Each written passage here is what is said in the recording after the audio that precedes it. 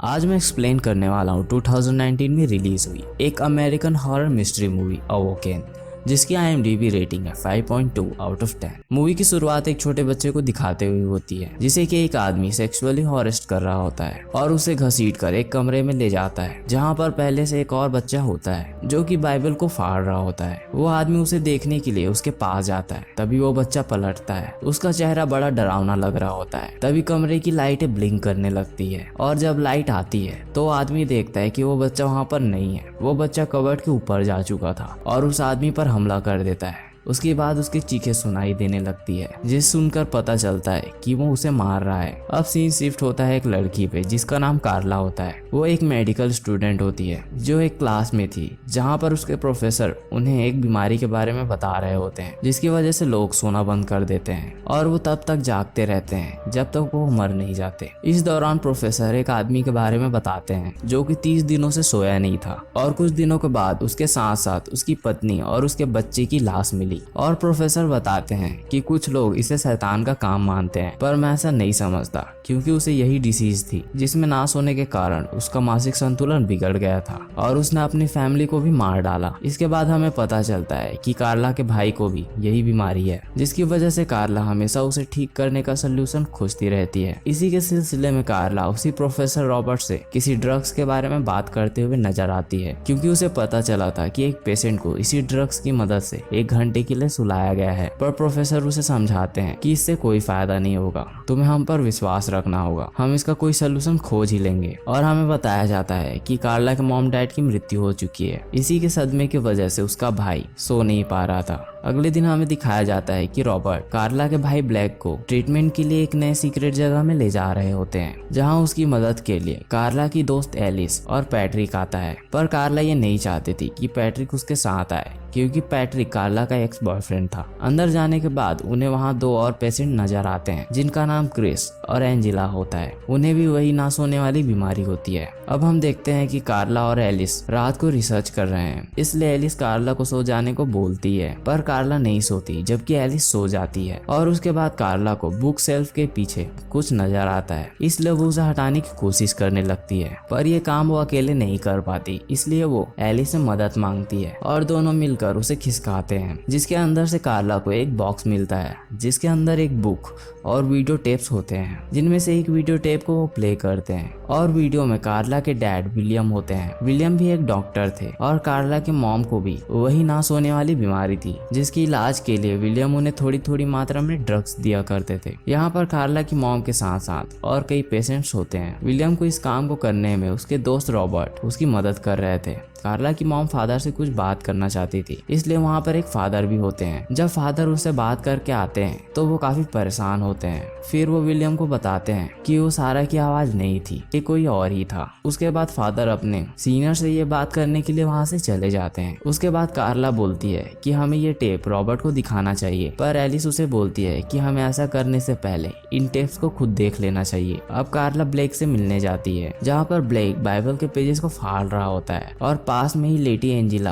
काफी डर रही होती है जैसे उसे कुछ नजर आ रहा हो। और बाइबल के पेजेस फटने के साथ साथ एंजिला की बेचैनी और बढ़ती जा रही थी, इसलिए कार्ला ब्लेक से बाइबल को छीन लेती है जिससे एंजिला शांत होती है। अब कार्ला और एलिस फिर से बाकी टेप्स को देखने लगते हैं और वो देखते हैं कि फादर कार्ला के डैड को समझाने की कोशिश कर रहे हैं कि सारा सिर्फ बीमार नहीं है, उसके अंदर कुछ तो है जिसके लिए उसने मुझसे मदद मांगी है। मुझे लगता है कि सारा के अंदर कोई डीमन या शैतान है, पर इस बात पे विलियम को कोई यकीन नहीं था। तभी वहाँ की लाइट चली जाती है और जब आती है तो विलियम को पीछे कोई नजर आता है। पर कार्ला जब वीडियो को रिवर्स करके देखती है तो वहाँ पर उसे कोई नजर नहीं आता। कार्ला इससे थोड़ा डर जाती है। उसके बाद वो अगली टेप लगाते हैं जिसमें दिख रहा था कि सारा के साथ एडमिट सभी पेशेंट्स सारा से बहुत डर रहे हैं और सारा बाइबल के पेजेस को फाड़ते हुए नजर आती है जैसे कि ब्लेक भी कर रहा था। इसके बाद कार्ला ब्लेक के पास जाती है और उससे उसके नींद के बारे में पूछती है। वही एंजिला ब्लेक को देखकर रोए जा रही होती है और जब कार्ला एंजिला के पास आती है तो एंजिला उसे बताती है कि ब्लेक हमेशा कुछ बड़बड़ाते रहता है जिससे वो डर रही है और वो यहाँ से बाहर निकलना चाहती है। ये सब जान के कार्ला घबरा जाती है और वहाँ से चली जाती है। और कार्ला इस बारे में पैट्रिक से बात करती है तो पैट्रिक बोलता है कि तुम चिंता मत करो, मैं यहाँ पर हूँ। पर कार्ला भी यही रुकती है ब्लेक पर नजर रखने के लिए। अब आधी रात हो चुकी थी, तभी ब्लेक फिर से कुछ बड़बड़ाने लगता है, जिससे डर कर एंजेला मुझे यहाँ से बाहर निकालो बोलने लगती है। पर कार्ला को लग रहा था कि ये सब उनके ना सोने का साइड इफेक्ट है। तभी अचानक से एंजेला शांत हो जाती है और रूम में ही फांसी लगाने लगती है। ये देखकर कार्ला उसे बचाने के लिए अंदर जाती है, पर तब तक देर हो चुकी थी, कार्ला मर चुकी थी। ये सब देखकर कार्ला काफी डर चुकी थी, इसलिए कार्ला रॉबर्ट को ये बात बताती है कि उसे ऐसा करने के लिए ब्लेक ने कहा था। पर रॉबर्ट उसकी बात पर विश्वास नहीं करते और वो सभी एंजेला की बॉडी को बाहर ले जाने के लिए लिफ्ट के अंदर जाने की कोशिश करते हैं, पर लिफ्ट का दरवाजा खुलता नहीं। और जब रॉबर्ट इसके बारे में पता लगाने के लिए कॉल करते हैं तो उन्हें पता चलता है कि मेंटेनेंस के लिए लिफ्ट को बंद किया गया है और ये 24 घंटे के बाद ही स्टार्ट होगा। अब कार्ला ब्लेक के पास जाती है और ब्लेक कार्ला से एंजेला के बारे में पूछता है कि वो कहाँ है, और कार्ला बताती है कि वो मर चुकी है। इस सीन को देखकर हमें पता चलता है कि कार्ला को इस पर विश्वास नहीं था। तभी अचानक ब्लेक कार्ला के गले को पकड़कर उससे बोलता है कि मैं तुम्हें ऐसे ही मारूंगा जैसे मैंने तुम्हारी माँ को मारा था। ये सुनकर कार्ला काफी डर जाती है और वहाँ से बाहर चली जाती है और पैट्रिक को ये बात बताती है, पर पैट्रिक भी विश्वास नहीं करता, इसलिए कार्ला उसे वही टेप्स दिखाने लगती है और वीडियो में सारा ये बोलते हुए नजर आती है कि वो सारा नहीं है। और अगले वीडियो में सारा अचानक से सामने आ जाती है, जिसे डर कर विलियम फादर को बुलाने चला जाता है। और जब वो वापस आते हैं तो देखते हैं कि पूरे विंडो में बाइबल के पन्ने लगे हुए हैं, जिसे कि खून से वहाँ पर लगाया गया था। इस सब के कारण वो अंदर नहीं देख पा रहे, इसलिए विलियम सारा से एक माइक के थ्रू कांटेक्ट करने की कोशिश करता है तो उसे वहाँ से एक डरावनी आवाज सुनाई देती है। तभी एलिस वहाँ आती है और कार्ला को उस बॉक्स में मिले बुक को दिखाती है, जिसमें कई डीमंस और उन्हें बुलाने के रिचुअल के बारे में लिखा हुआ था। और वो उन्हें एक ऐसे डीमन के बारे में बताती है जिसके ऊपर उस डीमन का साया होता है, वो कभी सो नहीं पाता। एलिस की बात पर पैट्रिक को विश्वास नहीं हो रहा था और एलिस बताती है कि उस डीमन ने जिसे काबू किया होता है वो अपने आसपास के लोगों की जान लेकर उनके सोल्स को ले लेता है, जिससे वो और ज्यादा ताकतवर हो सके। और एलिस उन्हें बताती है कि इसे रोकने का एक ही तरीका है, हमें एक्सॉर्सिज्म करना होगा,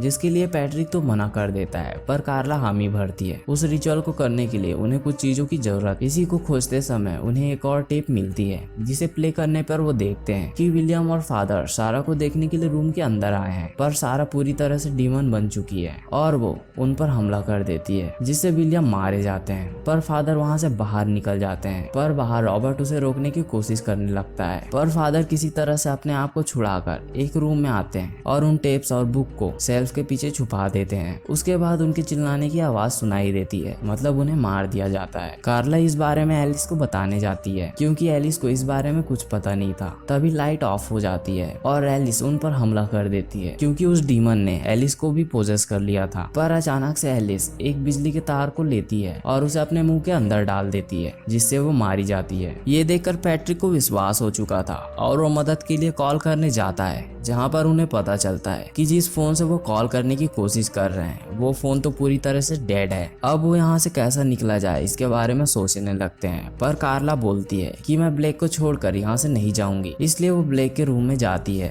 पर वहाँ पर ब्लेक नहीं होता और क्रिस भी मरा हुआ मिलता है। अब वो वहाँ से बाहर निकलते हैं, जहाँ उन्हें ब्लेक नजर आता है, इसलिए कार्ला उस डीमन को भगाने के लिए उस बुक को देखकर मंत्र पढ़ने लगती है। तभी वहाँ पर रॉबर्ट आ जाता है और कार्ला को ऐसा करने से रोकने लगता है, इसलिए पैट्रिक रॉबर्ट को रोके रखता है, पर रॉबर्ट पैट्रिक को मार देता है। तभी कार्ला पास पड़े एसिड को रॉबर्ट के चेहरे पे फेंक देती है, जिससे रॉबर्ट का पूरा चेहरा जलने लगा है। पर फिर भी वो कार्ला पर अटैक करता है और उसे मारकर बेहोश कर देता है। और जब कार्ला को होश आता है तो वो अपने आप को बंधा हुआ पाती है और उसके सामने रॉबर्ट होता है और कार्ला उससे पूछती है कि तुमने मुझे क्यों छोड़ दिया। और रॉबर्ट उसे बताता है कि उस डीमन को बाहर आने के लिए सोल्स की जरूरत होती है, इसलिए तुम्हें मैं नहीं मारूंगा, वो मारेगा। और कार्ला उससे पूछती है कि तुम ये सब क्यों कर रहे हो, और रॉबर्ट उसे बताता है कि बचपन में इसी डीमन ने मुझे आजाद किया था। मतलब मूवी की शुरुआत में हमें जिस बच्चे को फॉरेस्ट करते हुए दिखाया गया था वो रॉबर्ट था। इसके बाद से रॉबर्ट ने ये पता लगाना शुरू किया कि वो क्या था और उसे वो अपने अंदर कैसे बुला सकता है, पर वो ऐसा करने में कामयाब नहीं होता, क्योंकि उस डीमन को अपने अंदर बुलाने के लिए कई दिनों तक नहीं सोना था, जो कि वो नहीं कर सकता था। उसी दौरान उसे कार्ला की मॉम सारा के बारे में पता चलता है, जिसे कि नींद न आने वाली बीमारी थी। इसे देखकर रॉबर्ट को आइडिया आता है कि सारा के थ्रू वो उस डीमन को यहाँ बुला सकता है, पर कम सोल मिलने के कारण वो डीमन बाहर नहीं आ पाती। और इसके बहुत दिनों के बाद रॉबर्ट को ब्लेक के बारे में पता चला और अब वो उस डीमन को आजाद करेगा। और रॉबर्ट उस डीमन को बाहर निकालने के लिए मंत्र पढ़ने लगता है और कार्ला उसे रोकने के लिए अपने आप को खोलने की कोशिश करने लगती है और अपने पास रखे